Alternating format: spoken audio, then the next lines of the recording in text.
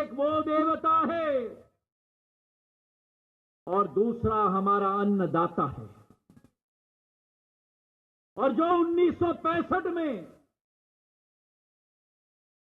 जिस समय भारत पर पूरा बोझ पड़ा था, खाने के दाने नहीं होते थे,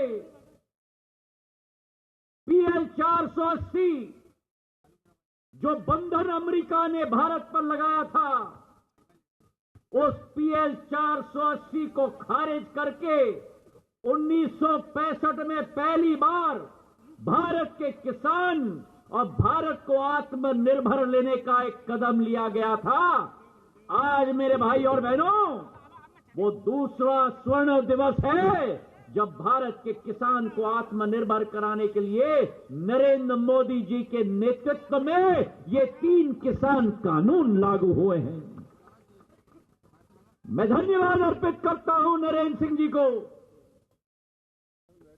उनके नेतृत्व में जो कृषि मंत्रालय में कदम पर कदम भारत के इस अन्नदाता को, जो अन्नदाता का शब्द प्रयोग किया जाता है, वो अन्नदाता का शब्द इसलिए प्रयोग किया जाता है क्योंकि अन्नदाता अपना पेट नहीं भरता, अपने परिजनों का पेट नहीं भरता, अन्नदाता गांव का पेट नहीं भरता, अन्नदाता प्रदेश का केवल पेट नहीं भरता, अन्नदाता आज देश का केवल पेट नहीं भरता, अन्नदाता तो आज विश्व का पेट भरता है। एक दाने दाने के आधार पर जिस बीज को बोकर केवल खाद नहीं, केवल पानी नहीं, लेकिन खाद और पानी के साथ वो अन्नदाता अपना पसीना भी उस बीज को देता है, वो वट वृक्ष बनकर एक एक गरीब और एक एक व्यक्ति का पेट भरने का काम मेरा अन्नदाता करता है।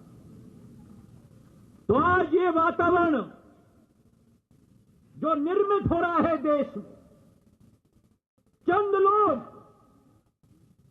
जो भारत आत्मनिर्भर भारत का सपना है नरेंद्र मोदी जी का,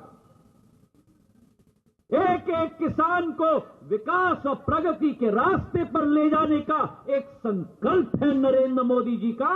उस संकल्प के साथ भारत का एक एक नागरिक, एक एक किसान नरेंद्र मोदी जी के कंधे से कंधे मिलाकर कार्य करने का संकल्प लेता है। मेरे भाइयों बहनों, याद है आपको उन कांग्रेसी सरकारों के दिन का, जिस वातावरण में किसान को उसके उत्पादन का उचित मूल्य नहीं मिलता था,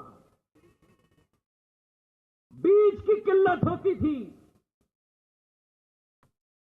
एक एक जिले में खाद की कमी होती थी, लाइन लगाता था किसान, अपने बोरी बोरी खाद के लिए लाइन लगाता था, कोल्ड स्टोरेज की कमी होती थी, कृषि के क्षेत्र में निवेश गायब था। थोड़ा सा पतंग उड़ाएंगे अपन, तो मैं कोई बांधना पड़े,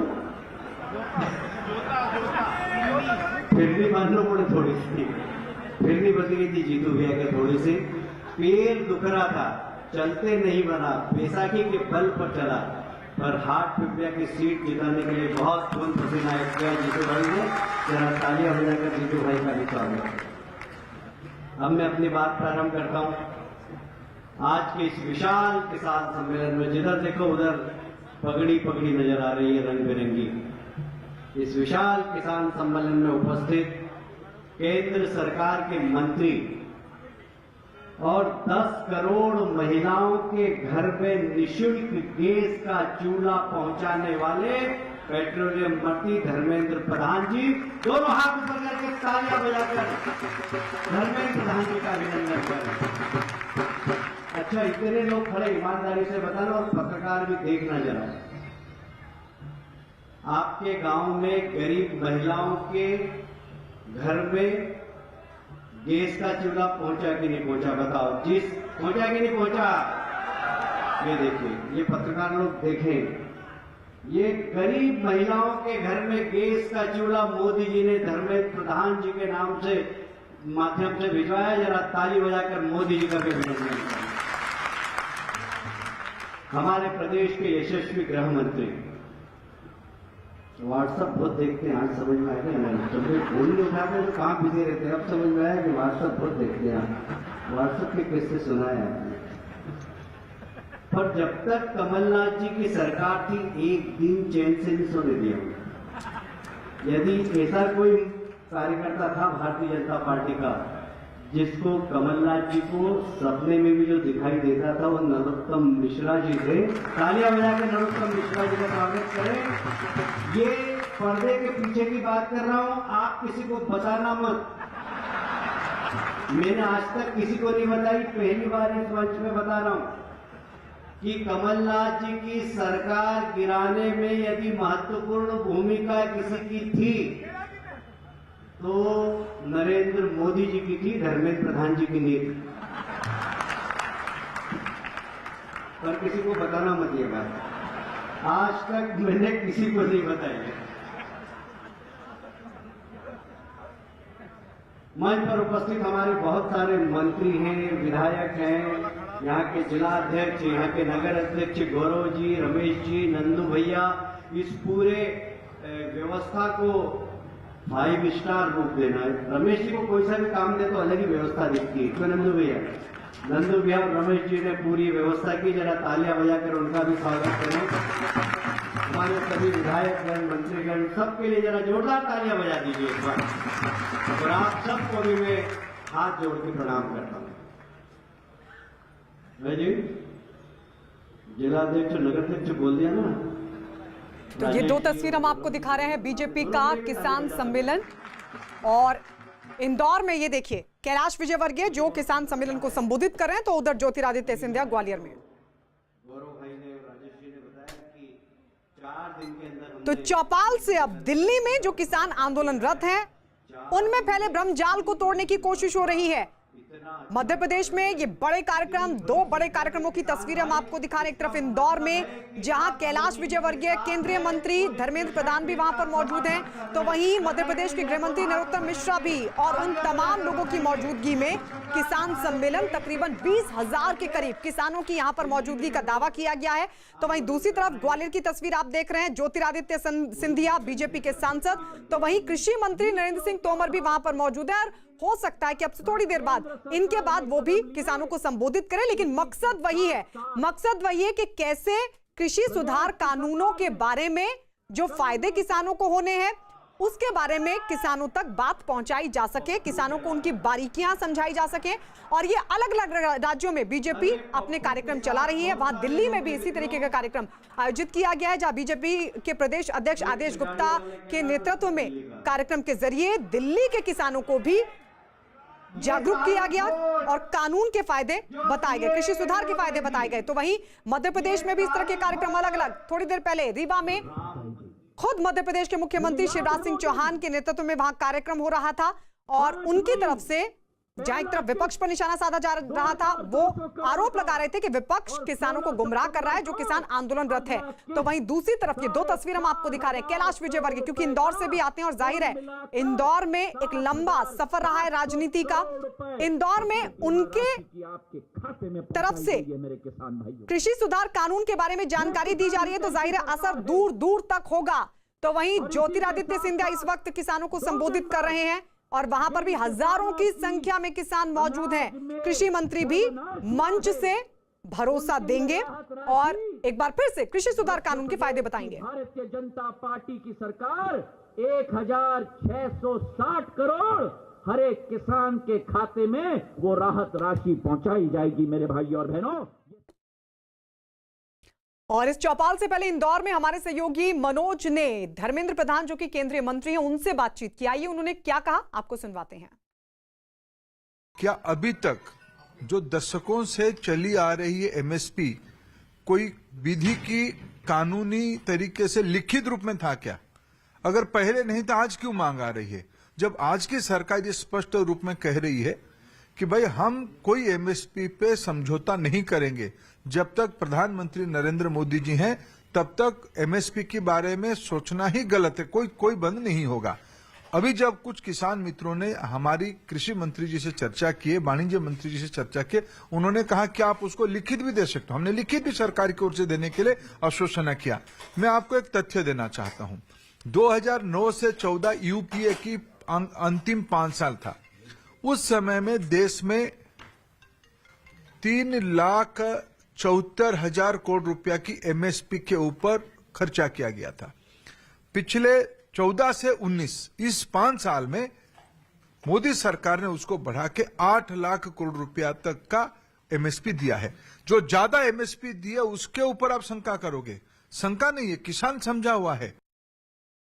अपनी बात में कही जैसे आज से 50 साल पहले गेहूं का समर्थन मूल्य 76 रुपए था, 50 साल बाद बढ़ के 1975 हुआ। मतलब बीते सालों में आप मोदी सरकार आने के पहले भी क्या एमएसपी उस अनुपात में बढ़ी जिस अनुपात में बढ़नी चाहिए? देखिए, आप बड़े चालाकी से प्रश्नों को 50 साल तक ले लीजिए। आपने पिछले 2014 में क्या था, अब 14 से 19 की ग्रोथ को देखिए ना, 42% एमएसपी हमने गेहूं में बढ़ाया है। ये बात को भी रखिए। ऐसे आधा अधूरी बात करके गुमराह करने की काम करने से नहीं चलेगा। पिछले 5 साल में मैंने हिसाब तो दिया ना, ये तथ्य है, मैं मन से तो कोई बात नहीं कह रहा हूं। पिछले मैं बहुत पुराने में नहीं जा रहा हूं। ये जो आप कह रहे हो कि 76 और 1975 मतलब टोटल 65 साल में जो ग्रोथ है वो ग्रोथ हुई कि नहीं हुई? 65 की उत्तरदायी तो हम नहीं होंगे ना, हम तो पिछले 5 साल की उत्तरदायी है। पिछले 5 साल के पहले 5 साल में 3,74,000 करोड़ रुपया, उससे पूरा 100 गुना ज्यादा 8 लाख करोड़ रुपया की एमएसपी हमने मोदी सरकार में दिया है। द्वंद्व किस बात का है? अगर आप गुमराह फैलाना चाहते हो तो अलग बात है। सर, ये जो कॉन्ट्रैक्ट फार्मिंग को लेकर बात हो रही है कि कॉन्ट्रैक्ट फार्मिंग का जो क्लॉज है उसको लेकर ये किसान संगठन सवाल कर रहे हैं, इसमें सरकार का क्या कहना है? देखिए, कॉन्ट्रैक्ट फार्मिंग कई राज्यों ने, जिस प्रांत से ज्यादा बवाल हो रही है उस प्रांत पंजाब में सालों से 60 दशक से कॉन्ट्रैक्ट फार्मिंग चली आ रही है। इस कॉन्ट्रैक्ट फार्मिंग अभी की मॉडल को विरोध करने वाला माननीय श्री शरद पवार जी जब महाराष्ट्र की मुख्यमंत्री होते थे, जब देश के कृषि मंत्री होते थे, उसकी वो बड़ा हिमायतकार थे। आज राजनीतिक उद्देश्य से वो गुमराह कर रहे हैं। हमारी कॉन्ट्रैक्ट फार्मिंग की मॉडल में एक रत्ती भर जमीन भी, एक सूत की जमीन भी किसी को दिया नहीं जाएगा। फसलों की कॉन्ट्रैक्ट की जाएगी और किसानों के हित में कॉन्ट्रैक्ट की जाएगी। कोई कॉन्ट्रैक्ट कोई किसी से, कोई एग्रीगेटर से, कोई बड़ा व्यापारी से अगर किसान कॉन्ट्रैक्ट करता है, किसान को बाध्य नहीं है अगर ओरिजिनल फसल की आमदनी की पहले की कॉन्ट्रैक्ट होगी। फसल जब आमदनी होगी, अगर 100 रुपया में कॉन्ट्रैक्ट हुई है, बाजार भाव तब 110 रुपया है, किसान को कोई बाध्य नहीं है वो कॉन्ट्रैक्ट में बंधे रहने का। किसान मुक्त होकर 110 रुपया में उसको बिक्री कर सकता है। लेकिन वो मूल्य अगर 90 रुपया हो गया, एग्रीगेटर को बड़े जो कृषि व्यवसायी है उसको बाध्य है, यह हमारी कानून में गारंटी है, वो बाध्य है 90 रुपया होने के बाद भी 100 रुपया में खरीदने का। ये तो किसान की पक्ष में यह मॉडल लाया गया है। बाकी जो लोग दशकों से कॉन्ट्रैक्ट फार्मिंग की वकालत करते थे, जिन्होंने 2019 में अपना घोषणा पत्र में उसको रखा था, वही लोग अभी राजनीतिक उद्देश्य से इस नियम का विरोध कर रहे हैं। तो ये सरकार का दावा कृषि सुधार कानून को लेकर। लेकिन आइए एक और हैरान करने वाली तस्वीर आपको दिखाते हैं। गाजीपुर में धरने पर बैठे कई किसानों ने कहा कि उन्हें कृषि सुधार कानून के बारे में पता ही नहीं है। इन किसानों के मुताबिक वो अपने नेताओं के कहने पर ही आंदोलन में शामिल हुए और सुधार कानून के बारे में वो नहीं जानते। तीनों कानून वापस ले तो खुश है, नहीं तो हम खुश ना। कौन से 3 कानून की बात कर रहे हैं? जो से इन्होंने बनाई है किसानी में। कौन कौन से चाचा कुछ बताइए हमें इतना ना पता, हमें तो यही पता। अच्छा, हाँ, मतलब बिल के बारे में तो पता होगा, कौन कौन से पास किए हैं आप लोगों के? हमारा तो कोई हमें ना पता कौन सा करा कौन सा ना करा। बस मतलब बगैर उसके 3 बिल हैं बस। हमारे जो 3 कानून है जौन से इन्होंने पास करी है उन वापस ले लें। और सरकार ने 3 कानूनों में बताया कि एमएसपी भी जारी रहेगी, आपकी मंडियों में भी जारी रहेगी और किसी का घर भी नहीं बिकेगा, जमीन नहीं बिकेगी। फिर कौन सा कानून रहता है? लिखित में दे में ये, हाँ, लिखित में ऐसा कहने क्या कुछ यूँ कहते रहो। 3 बिल बताएंगे। 3 बिल कौन कौन से हैं चाचा? 3 बिल बताएंगे हमारे नेता। आपको भी पता होगा, आप लोग नहीं, हमें नहीं है पता। नहीं, हमें पता नहीं। हमें तो पता नहीं, जो हमारे मुखिया उनसे बात करो भी क्यों बैठे हैं आप यहाँ भी। जब सरकार ने, मोदी जी ने कह दिया तो संगत को जाना चाहिए, फिर पता कर सर जो अंचालते हैं हमारे आगे आगू लगे हुए।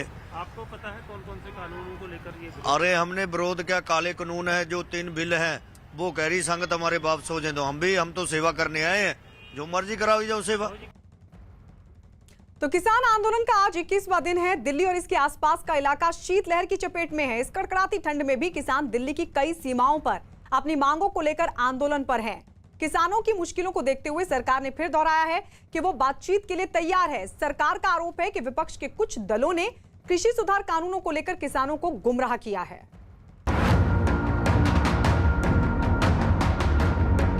किसान आंदोलन का 21वां दिन।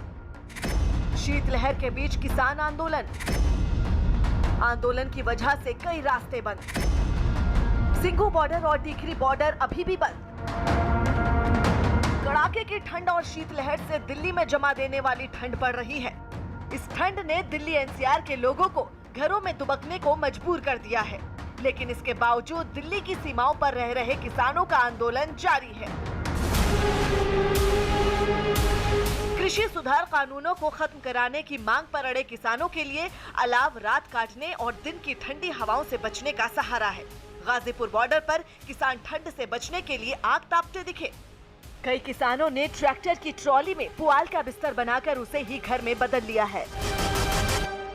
मैं यहाँ पर गाजीपुर में हूँ और गाजीपुर में आपको दिखाऊंगा कि अलाव जलाकर लोग अपना समय काट रहे हैं। और इस तरह से सुबह भी आप देख सकते हैं लोग अपने जो रजाइयाँ हैं या ब्लैंकेट हैं, कंबलों में सिमटे हुए हैं। सर्द हवाएं जो हैं दिल्ली वालों को मुश्किल में यहाँ पर रहने के लिए मजबूर कर रही है। इस तरह से अलाव जलाया जाता है ताकि अलाव की जो तपिश होती है उससे कहीं ना कहीं गर्माहट मिले।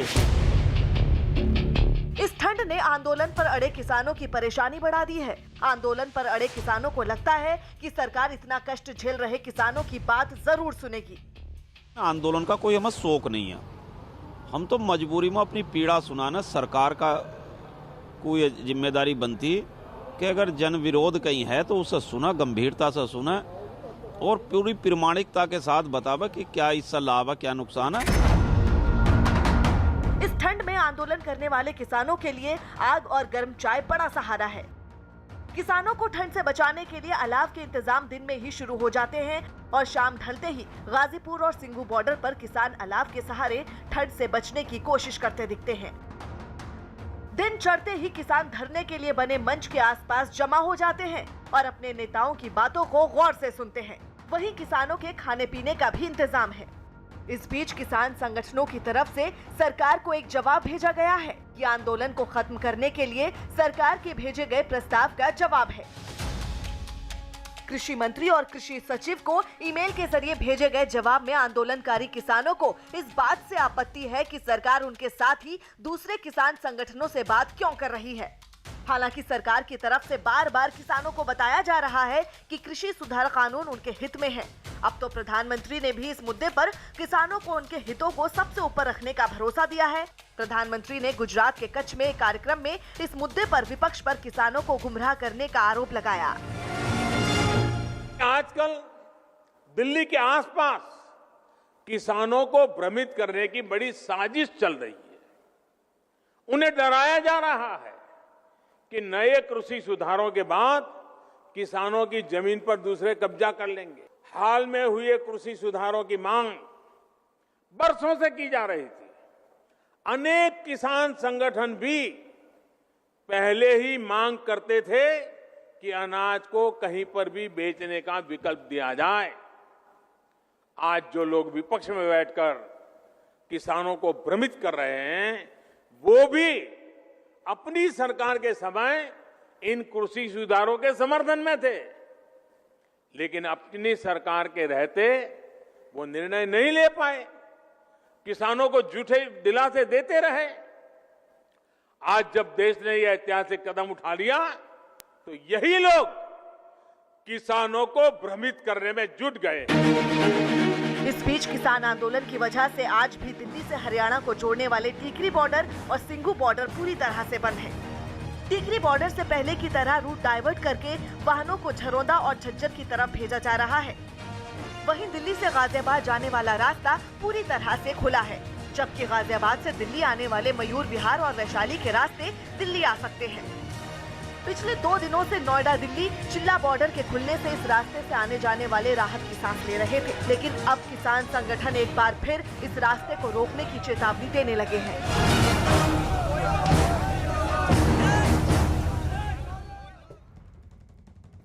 और इस बीच आपको बता दें, दिल्ली में भी बीजेपी की तरफ से किसान सम्मेलन आयोजित किया गया और इस बीच दिल्ली बीजेपी प्रदेश अध्यक्ष आदेश गुप्ता ने क्या कहा, आइए आपको सुनवाते हैं।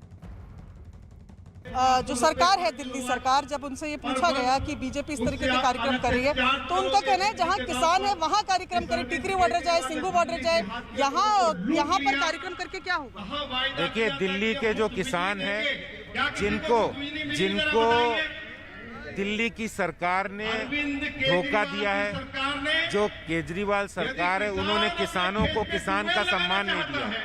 वहाँ पर वो ट्रैक्टर नहीं खरीद सकता है, कृषि संयंत्रों में छूट नहीं है। ये बिजली के बिल किसानों ने हमें दिए हैं, जो कॉमर्शियल चार्ज दिल्ली के किसानों से लिए जा रहे हैं, और दिल्ली के किसानों को सिंचाई की सुविधा नहीं है, पानी की सुविधा नहीं है, बीज की सुविधा नहीं, खाद की सुविधा नहीं। ऐसे में कौन सा नैतिक अधिकार है दिल्ली के मुख्यमंत्री को, किस अधिकार से वो किसानों की बात करते हैं। एक और वो दिल्ली के किसानों को किसान का दर्जा और सम्मान नहीं देते, दूसरी ओर वो किसान के नाम पर झूठा समर्थन और झूठा राग अलापते हैं। आज ये बात दिल्ली के किसानों को पता लग गई है, और मैं आपसे कहना चाहता हूँ कि आज भारत के प्रधानमंत्री नरेंद्र मोदी जी ने जो बिल किए हैं पास, उसमें किसान अपने फसल को मंडी के अलावा भी कहीं बेच सकता है। इस पर किसी को क्या ऐतराज है। सरकार की तरफ से बार बार किसानों को बताया जा रहा है कि कृषि सुधार कानून उनके हित में है। केंद्रीय मंत्री मुख्तार अब्बास नकवी ने विरोधियों पर किसानों के कंधे पर बंदूक रखकर चलाने का आरोप लगाया। साजिशी सुपारी का संदूक, किसानों के कंधे पर बंदूक। तो ये साजिशी सुपारी का संदूक लेकर के किसानों के कंधे पर बंदूक चला रहे हैं, और ये वो लोग हैं जो लोग की सामंती सियासत के बहुत ही जांचे, बहुत ही परखे, बहुत ही ट्रेडिशनल, बहुत ही प्रोफेशनल जो है वो प्लेयर्स हैं। और आज इनकी जो साजिश है, इस साजिशी सुपारी की जो सूरमा है, उनको जो है वो एक गरीब परिवार का व्यक्ति कोई देश का प्रधानमंत्री बन जाए। दोनों अध्यक्ष भाई गौरव रणदिवे जी, राजेश संकोर जी, मंच पे बैठे हुए हम सभी के नेता राष्ट्रीयता की मुद्दे को लेकर पूर्वी भारत में जान जोखिम में डालते हुए लड़ने वाले पार्टी की राष्ट्रीय महामंत्री भाई कैलाश विजयवर्गीय जी, मध्य प्रदेश शासन के वरिष्ठ मंत्री गृह मंत्री भाई नरोत्तम मिश्रा जी, मंच में बैठे हुए मंत्री श्री विजय शाह जी, बहन उषा जी, प्रेम जी, पार्टी की पूर्व प्रदेश अध्यक्ष, हम सभी के नेता भाई नंद कुमार चौहान जी, प्रदेश के महामंत्री आदरणीय बहन कविता पाटीदार जी, विधायक राधारा रमेश मेंदोला जी, बहन मालिनी गौड़ जी, सांसद मित्र शंकर लालवानी जी, गजेंद्र पटेल जी, गुमान सिंह डामोर जी, छतर सिंह दरबार जी, हम सभी के वरिष्ठ नेता आदरणीय मोघे जी, मंच पे बैठे हुए तमाम नेतागण, इस विशाल जनसभा में आए हुए किसान भाइयों और बहनों, पत्रकार साथीगण, नौजवान मित्रों, मैं सबसे पहले आप सभी का आभारी हूं। प्रधानमंत्री की बातों को समर्थन करते हुए मध्य प्रदेश के अंदर जैसे कुछ जिम्मेवार, तो आवाज तो जरा जोरदार लगाओ। भारत माता की, भारत माता की, भारत माता की, देश के किसानों की, धरती पुत्र किसानों की, भारत माता की। आज के किसानों के इस विशाल कार्यक्रम में हम सबके मध्य विराजमान भारतीय जनता पार्टी के वरिष्ठ नेता, राज्यसभा के सांसद, पूर्व केंद्रीय मंत्री मान्यवर श्री ज्योतिरादित्य सिंधिया जी, भारतीय जनता पार्टी के अनुसूचित जाति मोर्चा के राष्ट्रीय अध्यक्ष और राज्य शासन के पूर्व मंत्री आदरणीय श्री लाल सिंह आर्य जी, भारतीय जनता पार्टी के हमारे यशस्वी सांसदगण आदरणीय विवेक सजवलकर जी, आदरणीय केपी यादव जी, बहन संध्या राय जी,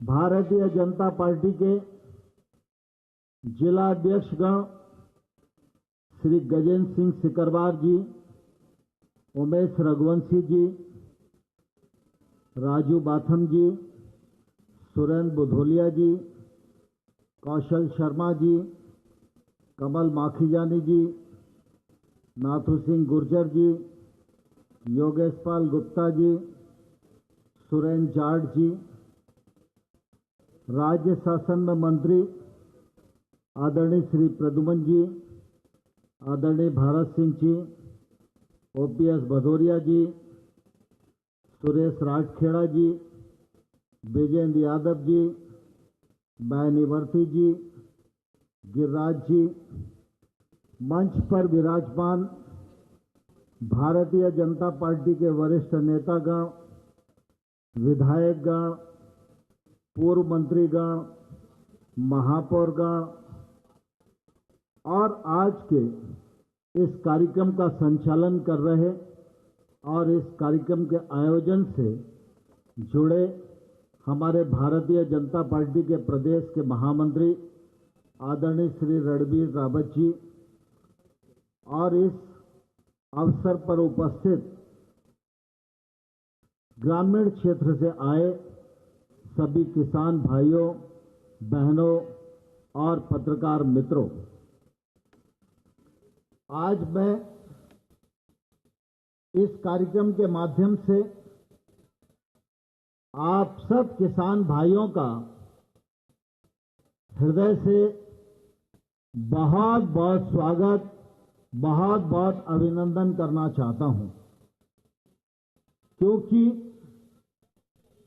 जब देश के एक कोने में पंजाब राज्य के किसानों को गुमराह करने की कोशिश की जा रही है, उनमें भ्रम पैदा करने की कोशिश की जा रही है, उनको आंदोलित करने का प्रयास किया जा रहा है, वहीं दूसरी तरफ आप सब लोग नरेंद्र मोदी जी की सरकार के द्वारा बनाए गए कानूनों का समर्थन करने के लिए रीवा में, सागर में, ग्वालियर में, उज्जैन में सब स्थानों पर इकट्ठा हुए हैं।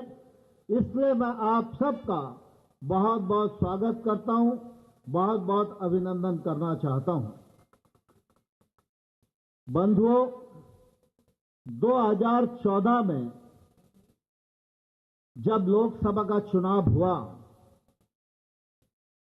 तो नरेंद्र मोदी जी के नेतृत्व में भारतीय जनता पार्टी को स्पष्ट बहुमत प्राप्त हुआ था और जब लोग संसद के सेंट्रल हॉल में एनडीए की बैठक हुई और एनडीए की पहली बैठक में नरेंद्र मोदी जी को नेता चुना गया, उस समय नरेंद्र मोदी जी ने देश के समक्ष ये कहा था कि पूरे 30 साल के बाद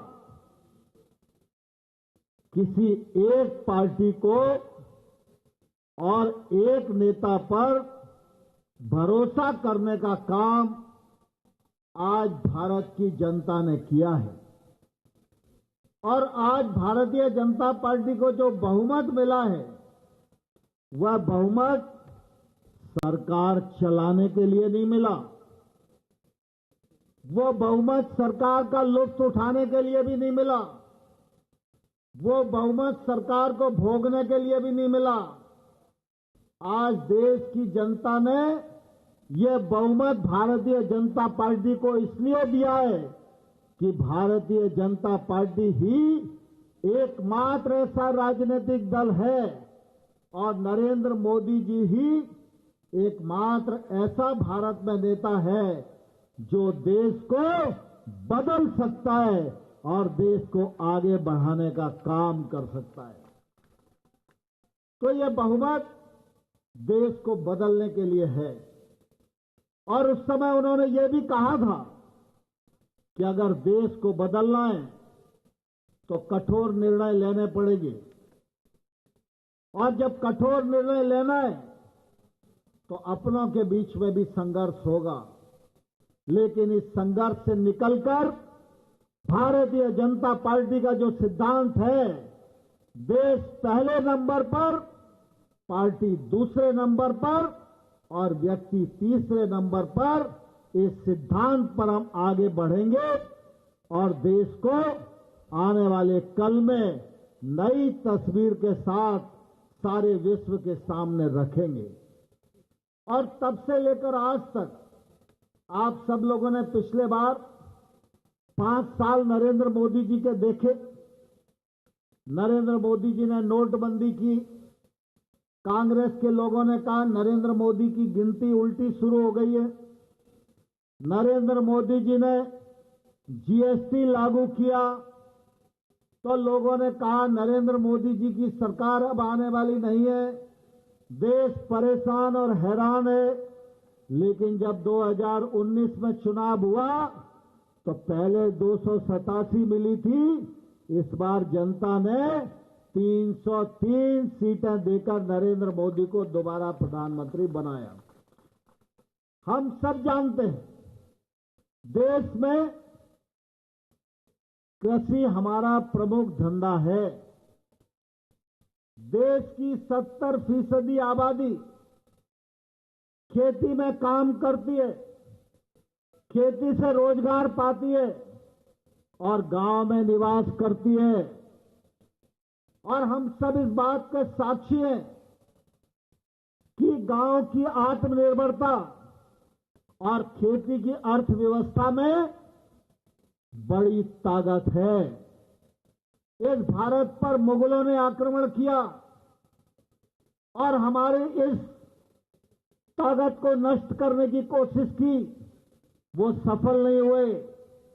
अंग्रेज भी आए, 250 साल तक हमारे गांव का ताना बाना तोड़ने का उन्होंने प्रयास किया, वो सफल नहीं हुए। और देश में कई बार आर्थिक संकट आया, लेकिन उस आर्थिक संकट में भी हमारी कृषि की अर्थव्यवस्था ने देश को सीना तानकर खड़े रहने में मदद दी। अभी आपने देखा कोरोना का संकट आया, देश के सारे कल कारखाने बंद हो गए, देश की सारी अर्थव्यवस्था ठप हो गई, सब क्षेत्रों में जीडीपी गिर गया। देश में ही नहीं सारी दुनिया में संकट आया। लेकिन जब लॉकडाउन हुआ तो किसान की फसल कटाई के लिए खड़ी थी, किसान ने कटाई का काम पूरा किया, किसान ने फसल के उपार्जन का काम पूरा किया, किसान ने ग्रीष्म ऋतु की फसलें गत वर्ष की तुलना में अधिक बोई, खरीफ की फसलों का रकबा गत वर्ष से अधिक बुआई में हुआ और उसके बाद हमने देखा खरीफ की बम्पर पैदावार हुई। और आज खेती का जो जीडीपी है वो लगातार अच्छी अवस्था में बना हुआ है। मैं ये बात इसलिए बता रहा हूं, जीडीपी इंडस्ट्री के कारण बढ़ेगा, उससे कभी भी धोखा हो सकता है। अन्य उद्योग धंधों के कारण बढ़ेगा तो कभी उसमें धोखा हो सकता है, लेकिन अगर गांव और कृषि की अर्थव्यवस्था मजबूत रही तो विपरीत से विपरीत संकट में भी भारत कैसे भी मुकाबला करने के लिए अपने पैरों पर खड़ा रह सकता है। और इसलिए नरेंद्र मोदी जी की सरकार जब से बनी है तब से मोदी जी ने लगातार इस बात की कोशिश की है कि हमारी खेती समृद्ध हो, हमारी खेती मजबूत हो, किसान की आमदनी दोगुनी हो। और इसके लिए एमएसपी का सवाल था तो पहले एमएसपी सरकार के सामान्य आदेश से जारी हो जाती थी। स्वामीनाथन साहब ने रिकमेंड किया था एमएसपी का मैकेनिज्म बनाया जाना चाहिए। किसान की जितनी लागत आती है उस लागत पर 50% मुनाफा जोड़कर न्यूनतम समर्थन मूल्य घोषित किया जाना चाहिए। स्वामीनाथन साहब ने 2006 में अपनी रिकमेंडेशन मनमोहन सिंह को प्रस्तुत की थी। यूपीए सरकार ने यह निर्णय नहीं किया, लेकिन मोदी जी आए तो आज लागत पर 50% मुनाफा जोड़कर एमएसपी घोषित करने का काम किया जाता है। एमएसपी की खरीद के वॉल्यूम को बढ़ाया।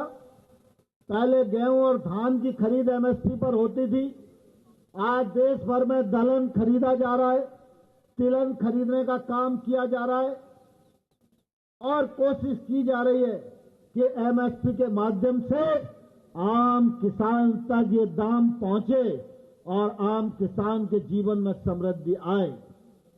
देश में 86% छोटे किसान हैं। छोटे किसान का रकबा छोटा है, उसके पास निवेश करने के लिए पैसा नहीं है और दूसरा कोई निवेशक उसके पास जाता नहीं है। और इसलिए नरेंद्र मोदी जी ने कहा कि अगर 86% किसान जो छोटा किसान है अगर उसकी ताकत नहीं बढ़ेगी तो देश की ताकत नहीं बढ़ेगी। और इसलिए मोदी जी ने 10,000 एफपीओ बनाने का कार्यक्रम प्रारंभ किया। इस पर हम लोग 6,850 करोड़ रुपया एफपीओ के लिए इस तरफा केंद्र सरकार खर्च करने वाली है। एक एफपीओ में 300 लोग होंगे। थोड़ी देर के लिए मान लें एक छोटा किसान 5 बीघा का है तो 5 बीघा का रकबा उसका बहुत छोटा है, वह कोई बड़ी रिस्क नहीं ले सकता। लेकिन अगर एक एफपीओ में 300 किसान जुड़ जाएंगे तो 5-5 बीघा के 300 किसान होंगे तो उनकी खेती का रकबा 1,500 बीघा का हो जाएगा। 1,500 बीघा पर जब वो एक साथ मिलकर खेती करेंगे, एक प्रकार का बीज डालेंगे, एक साथ खाद डालेंगे, एक साथ पेस्टिसाइड उपयोग करेंगे तो एक जैसी फसल पैदा होगी और वो फसल का वॉल्यूम ज्यादा होगा, उनकी बार्गेनिंग कैपेसिटी होगी और इसके कारण वो कहीं भी जहां अच्छा दाम मिलेगा वहां अपने उत्पादन को बेच सकेंगे। एग्रीकल्चर के क्षेत्र में बड़े गैप्स बाकी है। जो अधोसंरचनाएं वो गांव में नहीं है। अगर वेयर हाउस गांव में नहीं है तो किसान वेयर हाउस की उपलब्धता का लाभ नहीं उठा पाता है। गांव गांव में वेयर हाउस पहुंचे, गांव गांव में कोल्ड स्टोरेज पहुंचे, गांव गांव में ग्रेडिंग मशीनें लगे, गांव गांव में इलेक्ट्रिक प्लेटफॉर्म खरीदो फरोख्त के लिए खुले। इसके लिए 1 लाख करोड़ रुपए का इंफ्रास्ट्रक्चर फंड यह मोदी जी ने तय किया है। और सिर्फ खेती के क्षेत्र में ही नहीं, खेती से संबंधित चाहे वो फिशरीज का मामला हो, फिशरीज के लिए 20,000 करोड़, पशुपालन के लिए 15,000 करोड़, 4,000 करोड़ हर्बल खेती के लिए, खाद प्रसंस्करण के लिए 10,000 करोड़, मधुमक्खी पालन के लिए 500 करोड़, कुल मिलाकर 1.5 लाख करोड़ का पैकेज खेती और संबंधित कामों के लिए, जिससे कि गैप्स को भरा जाए और हमारा किसान एक उन्नत किसान के रूप में खड़ा हो सके। इन सारी चीजों को एक साथ उपयोग किया जाए, क्रियान्वित किया जाए, लेकिन जब तक कानूनी बंधन नहीं टूटेंगे तब तक इनका लाभ किसान को नहीं मिल सकता। और इसलिए ट्रेड और कॉमर्स के लिए कानून बनाया गया, क्रॉप कॉन्ट्रैक्ट के लिए कानून बनाया गया और एसेंशियल कमोडिटी एक्ट में संशोधन किया गया। मुझे बहुत दुर्भाग्य के साथ कहना पड़ता है कि जो कांग्रेस 2019 में अपने मैनिफेस्टो में कह रही थी कि हम ट्रेड के लिए इस प्रकार का कानून बनाएंगे जिससे अंतर्राज्यीय व्यापार को बढ़ावा मिले, एपीएमसी कानून को खत्म करेंगे, बिना टैक्स के खरीद फरोख्त होए इसको शुरू करेंगे, कॉन्ट्रैक्ट फार्मिंग को प्रोत्साहित करेंगे और तो और उन्होंने कहा था एसेंशियल कम्युनिटी एक्ट को पूरी तरह समाप्त कर देंगे। लेकिन आज जब नरेंद्र मोदी जी इस कानून को लाने का साहस कर पाए, सारे देश ने इसका स्वागत किया, सारी दुनिया ने इसका स्वागत किया, सब तरफ इस एक्ट का उपयोग हो रहा है और सब किसान इसका उपयोग करने के लिए लालायित और उत्सुक हैं। जब से आंदोलन की शुरुआत हुई है तब से लगातार तमिलनाडु, केरला, महाराष्ट्र, कर्नाटक, तेलंगाना, आंध्रा सभी राज्यों से बहुत सारे किसान, बहुत सारे नौजवान जो खेती के क्षेत्र में काम कर रहे हैं वो मुझे आकर मिलते हैं और कहते हैं कि दबाव और प्रभाव में इन कानूनों में कोई संशोधन मत करिएगा। यही कानून आने वाले कल में किसान की तकदीर भी बदलेंगे और भारत की तस्वीर भी बदलेंगे।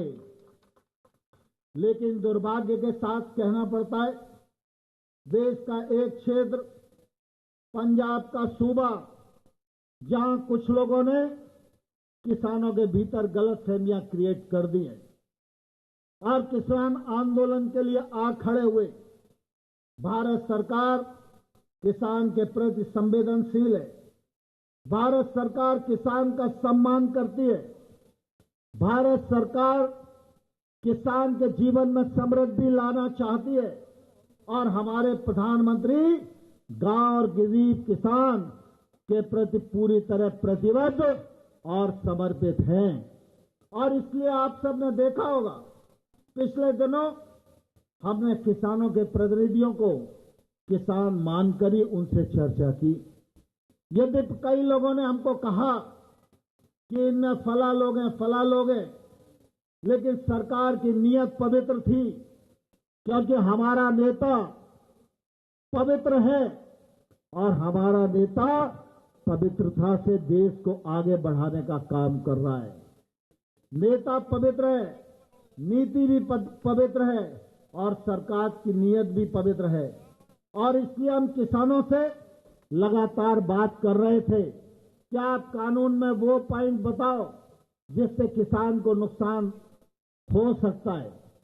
लेकिन कहीं ना कहीं चर्चा दिग्भ्रमित हो जाती थी। लेकिन दुर्भाग्य के साथ मुझे कहना पड़ रहा है कि जब मीडिया के माध्यम से ये सारी बातें सामने आई कि वहां पर वामपंथी लोग मिलकर इस आंदोलन को दुरुपयोग करके किसानों के कंधे पर बंदूक रखकर चलाना चाहते हैं और वो मोदी सरकार को झुकाने का एक असफल प्रयत्न करने का सपना देख रहे हैं। लेकिन मैं इस अवसर पर ऐसे तमाम सारे तत्वों से कहना चाहता हूं, नरेंद्र मोदी जी का नेतृत्व, भारतीय जनता पार्टी की सरकार ये किसानों के सामने 24 घंटे सर झुकाकर चर्चा करने को तैयार है। लेकिन कोई भी अगर गलत इरादे से नरेंद्र मोदी की छवि को धूमिल करेगा तो यह सरकार जवाब देने को भी तैयार है। यह सुनने के लिए भी लोगों को अपना मानस बना के रखना चाहिए। जो एक्ट बनाए गए हैं वह एक्ट किसानों के जीवन में परिवर्तन लाने वाले हैं। वह एक्ट किसानों को महंगी फसलों की ओर आकर्षित करने वाले हैं। इन कानूनों के माध्यम से किसान के पास टेक्नोलॉजी पहुंचेगी। इन कानूनों के माध्यम से किसानों के पास प्रोसेसर पहुंचेंगे, एक्सपोर्टर पहुंचेंगे और किसान वैश्विक मानकों के अनुसार खेती कर सकेगा। किसान की फसल पर मंडी में क्या क्या होता है मुझे कहने की आवश्यकता नहीं है। मुझे ध्यान है, स्वेच्छाकारी संगठन के बड़े नेता शरद जोशी जी कहा करते थे, देश का किसान तब तक समृद्ध नहीं हो सकता जब तक उसको मंडी की जंजीरों से मुक्त नहीं कर दिया जाए। शरद जोशी के उस स्वप्न को साकार करने का काम नरेंद्र मोदी जी के नेतृत्व में भारत सरकार ने करके दिखाया है। इसलिए मैं किसान भाई और बहनों, आप सब लोगों को यह कहना चाहता हूं कि गांव में चौपाल पर जहां भी बात चले वहां हम सब लोगों को इन कानूनों की बारीकी आम किसान तक पहुंचाने की जरूरत है। यह कानून किसानों पर लगी हुई बंदिश को स्वतंत्रता देने वाले कानून हैं और इन कानूनों के माध्यम से खेती, किसानी, इंस्पेक्टर राज, लाइसेंसी राज यह आने वाले कल में समाप्त होने वाला है। लेकिन कांग्रेस के लोग, वामपंथी लोग, इनको तो जो काम नरेंद्र मोदी अच्छा करे उसके कारण पेट में मरोड़ होती ही है, क्योंकि इन्हें लगता है कि हम चाहते थे इन कानूनों को बना दें, हम नहीं बना पाए, नरेंद्र मोदी जी ने बना दिया। हम चाहते थे कि हम जीएसटी लागू कर दें, लेकिन हम जीएसटी लागू नहीं कर पाए, नरेंद्र मोदी जी ने कर दिया। और वो ये भी जानते हैं कि कांग्रेस ने सरकार में रहते हुए देश को बर्बाद किया, देश को अनेक प्रकार की विकृतियां दी और नरेंद्र मोदी इन विकृतियों का समाधान करके सारी दुनिया में भारत को श्रेष्ठ भारत के रूप में स्थापित करने का स्वप्न पूरा करने वाले हैं। यह यश नरेंद्र मोदी को न मिले, इसके कारण कांग्रेस सहित वामपंथी दल तमाम लोगों के मन में तकलीफ है।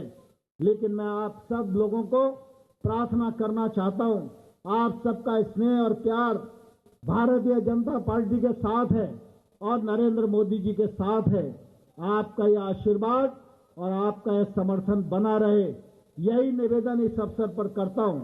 मैं आप सबको प्रार्थना करूंगा, हम सब लोग दोनों हाथ उठाकर मुट्ठी बांधकर इन कानूनों का खड़े होकर समर्थन करेंगे। भारत माता की, भारत माता की, नरेंद्र मोदी जी जिंदाबाद, नरेंद्र मोदी जी जिंदाबाद। देश का हर किसान कृषि सुधार बिलों के साथ है। देश का हर किसान, देश का हर किसान, देश का हर किसान, नरेंद्र मोदी जी आगे बढ़ो, नरेंद्र मोदी जी आगे बढ़ो, नरेंद्र मोदी जी आगे बढ़ो। भारत माता की, वंदे वंदे वंदे वंदे वंदे वंदे वंदे वंदे, भारत माता की।